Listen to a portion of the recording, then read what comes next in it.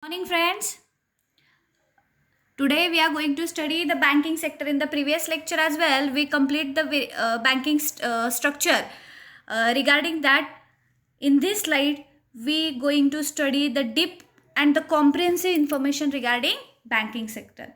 But first of all, I want to clear that all the notes in the PDF form will be provided by me after the completion of this chapter. So there is not need to note down all the times that PPT and all.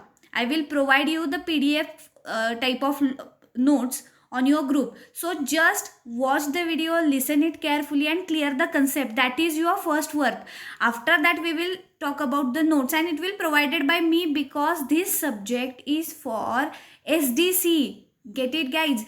SDC in the sense it is that skill development composition, so component. So it will ask for the theory exam only having the 40 marks. So you have to complete the concept first because you have to give the 60 marks practical on this knowledge. So you have to first clear all this concept and then only we will talk about the notes, and I will provide you in the form of PDF. So don't worry, there is not need to note down from the PDF. Sometimes the queries arises that blur picture is seen from the PPT.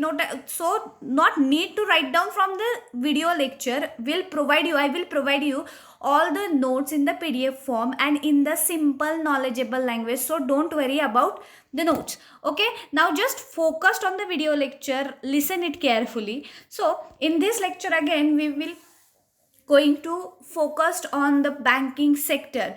As you know, what is the background of banking sector? The Indian banking industry has started from the 18th century, as you know, because at that time the Britishers came into the country and they came for the trade purpose, and at that time they require the financial institutes for the trade purpose, and hence it has very chronological history from the 18th century and has the evolutionary experience. Since the initial banking was the preliminary traders, the banks engaged only the financial activity. The banking industry in the pre-independence eras developed in the presidency bank, which were transformed into the imperial bank, and later on the name is given, that is State Bank of India. Okay, first of all, when the Britishers came into India, they established the bank just for the trade purpose, and that bank only provided the financial activity, not other than that, which the modern banks are doing. Okay, so pre-independence era was developed with the presidency bank. Then later on it renamed as the imperial, and in the 1956 it is renamed as the State Bank of India.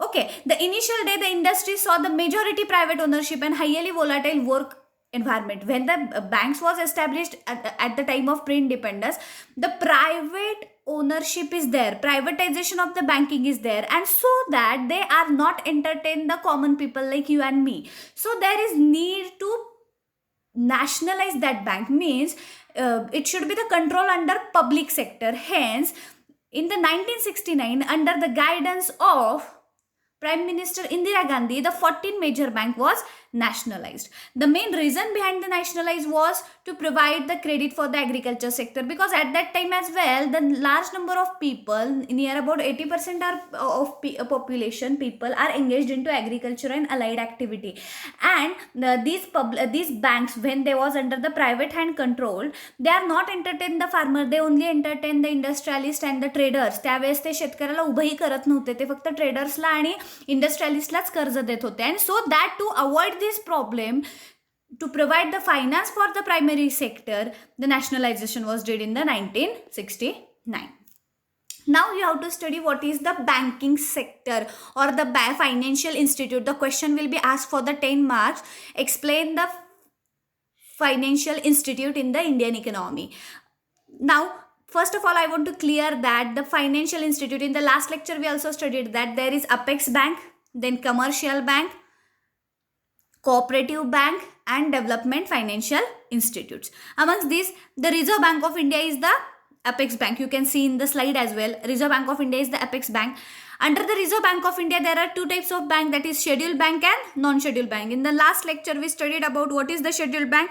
Those bank having their name in the second schedule of RBI. That is a scheduled bank. And those does not include into the second schedule are known as a non-scheduled bank. right? That scheduled bank is further divided into commercial and cooperative banks. Commercial bank, in the sense they are established for the profit maximization. The purpose is profit maximization, and it is deals with the you and me, it deals with the individual. In the next slide we will focus on it, what is the commercial bank. But the commercial bank is further divided into 4 categories. One is the public sector bank, second one is the private sector bank, third one is the foreign bank, and fourth is the regional rural bank. First of all, you have to understand what is the public sector bank, guys.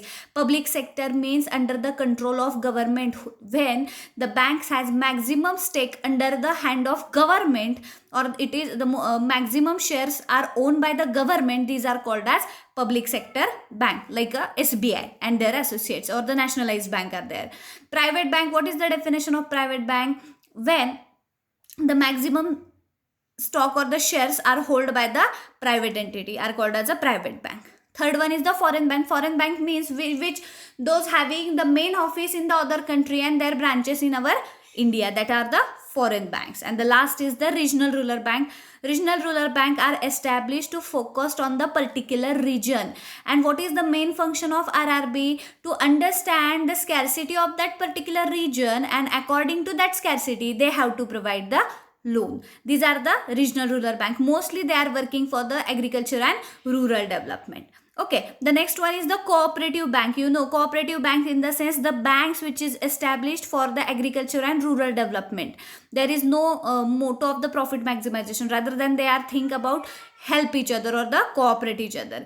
These are also the 3-tier cooperative structure. At the ground level means at the taluka level, PACs working there. PACs means primary agriculture cooperative society. Did you heard about the society? पप्पा म्हणत असतील बघा, ऊसाचं bill सोसायटीवर जमा झालं. That society which is work under taluka level only. When you go to the district level, there is DCC, District Central Cooperative Bank is there, and for the apex, for the state level, there is State Cooperative Bank. Now we have to focus comprehensive in the types of banking. The first is the central bank. As you know, the Reserve Bank of India is the central bank of our country. Each country has their central bank, and main function of the central bank is, it is the bank of bank, means it's providing guidance to the banks. Next, issue of currency. As you know, the 2 rupees note and more than 2 rupees note are printed by the RBI. जे काही bank note आहे 2 रुपये किंवा 2 रुपयापेक्षा जास्तीच्या ज्या काही bank NOTA आहेत हे बनवायचं काम रिझर्व्ह बँक ऑफ इंडियाचं आहे, right. Issue of currency is the monopoly of RBI. Next, implementation the monetary policy. Monetary policy in the sense whatever the financial institute working in the economy, how they can operate, what will be the rate of interest, what will be their rules and norms is suggested by RBI, because RBI is the apex bank for all the banking sector, and hence they declare the monetary policy, they implement the monetary policy on the various financial institutes like a bank after every quarterly म्हणजे दर 3 महिन्याने ही policy change केली जाते, आणि त्यामध्ये जे जे काही rules दिलेले आहेत, जे काही रेट दिलेले आहेत, त्या रेटनुसार बाकीच्या बँकांनी ते फॉलो करायचे असतात. त्याच्यानंतर नेक्स्ट आहे supervisor of the financial system. Reserve bank of India is not work as a guide to the banking sector, as well as it work as the supervisor, whether you are following the code of conduct or the rules given by RBI or not. It is assessed by Central Bank of a economy. Next one is the under the Reserve Bank of India there is commercial bank. As you know, the commercial bank is the organized under the Banking Company Act 1956. They operate in the commercial basis. The main object of the profit maximization, right? They have the unified structure, are owned by the government, state and the private entities. Means commercial banks, some of them are government undertaking, some of them are the private banks, some of them are the foreign banks. Means their framework is designed by the private entities, sometimes government as well. They test to all sector ranging from the rural to urban. Means these are the bank which deals with you and me, so they provide loan not only to the urban area but to the rural area as well. These banks do not change the concessional rate of interest unless they instructed by RBI. As you know, the Reserve Bank of India is the apex institute, so it implement the monetary policy on the commercial bank, and they have to follow it, otherwise the RBI took the action against them, so they cannot change the rate of interest. Next one is the public deposits are the main source of the fund. How the commercial bank are worked in the economy? They accept the deposits from you and me, and whatever the deposit we kept in the bank, it is used as the fund for providing loan. जे काही पैसे तुम्ही मी माझ्या अकाउंटला ठेवतो, आपण fix डिपॉझिटच्या स्वरूपात ठेवतो, तेच पैसे लोन म्हणून किंवा तेच पैसा फंड म्हणून ह्या बँका वापरत असतात. याचेच पुन्हा प्रकार दिलेले आहेत बघा, की public sector bank, the bank which has the majority stake owned by the government. Private sector means majority stake hold by the private entity. Foreign banks means which having the headquarter in the foreign countries but they are operating in your area. These are the commercial bank. You can note down that PPT as well. It is very it clearly explained and very comprehensively explained. Next one is the cooperative bank. As we studied in the chart also, the cooperative bank is established under the act of government under 1904. The society was established. The main motto of the cooperative banks are to providing loan for the agriculture sector and the allied activity, because commercial bank are always not interested to provide loan to the agriculture sector, because the repayment guarantee from that loan is very much less, and so that no one provide the credit for the agriculture sector, and agriculture sector is totally depend upon the unorganized sector. Unorganized sector in the sense those does not having the legal background. For example, money lender, indigenous bankers are there. indigenous banker in the sense तुमच्या गावातले जे व्यापारी असतात, traders असतात, त्यांच्याकडून कर्ज घेणे, किंवा सावकार हा सगळ्यात मोठा सोर्स होता. Money lender was the highest source of finance for the rural area, and they charges evenly high rate of interest, and which will affect on the farmers income level, as well as we can say that they can exploit the farmer with by charging the high rate of interest. Hence the cooperative bank was established.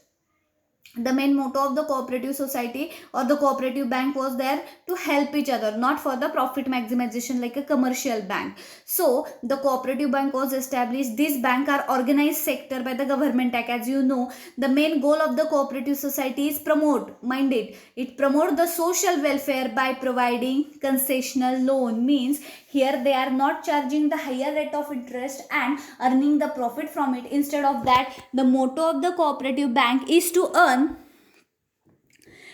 nominal profit to the survival and provide the concessional loan to the society.